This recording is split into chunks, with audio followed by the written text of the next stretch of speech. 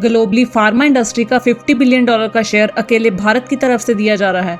इसमें बनाए गए प्रोडक्ट्स 200 से भी ज़्यादा देशों को एक्सपोर्ट किए जा रहे हैं। लेकिन 2020 के पैंडेमिक ने पूरी दुनिया के ऑपरेशंस को अनबैलेंस्ड कर दिया था।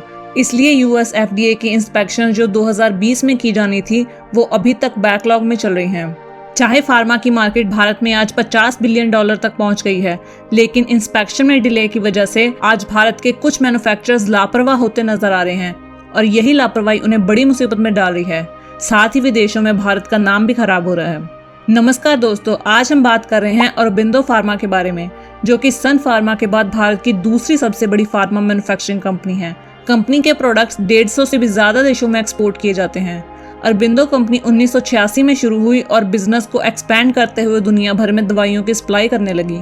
शुरू में कंपनी सेमी सिंथेटिक पेनिसिलिन बनाया करती थी, फिर धीरे धीरे और भी generic drugs, active pharmaceutical ingredients और फिनिश्ड डोसेजेस की मैन्युफैक्चरिंग करके वर्ल्ड वाइड सप्लाई करती है।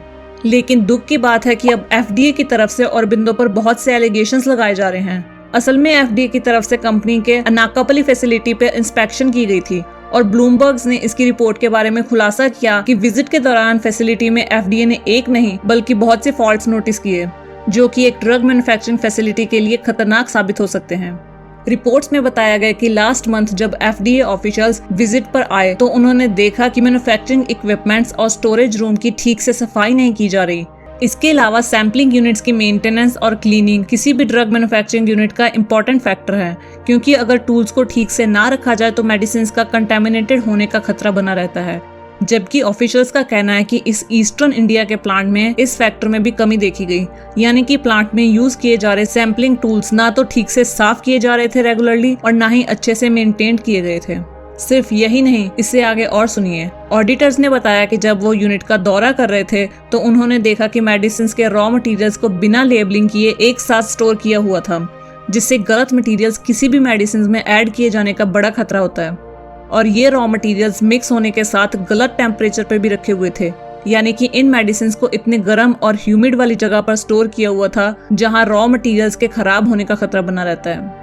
इससे पहले भी भारत की फार्मा कंपनियों पर बहुत से एलिगेशन लगाए गए हैं। यहाँ तक कि गैम्बिया और उज्बेकिस्तान में भारतीय मैन्युफैक्चरर्स की कफ सिरप्स के यूज से बहुत से बच्चों की जान चली गई और नेपाल ने तो भारत की 18 फार्मा कंपनियां बैन कर दी हैं। अगर इसी तरह चलता रहा तो केवल कुछ कंपनियों की गलती की वजह से सब मैन्युफैक्चरर्स को भुगतना पड़ सकता है और भारत, जो कि आज $50 बिलियन की बड़ी इंडस्ट्री बन चुका है, फिर वो भी धीरे धीरे नीचे आ जाएगा।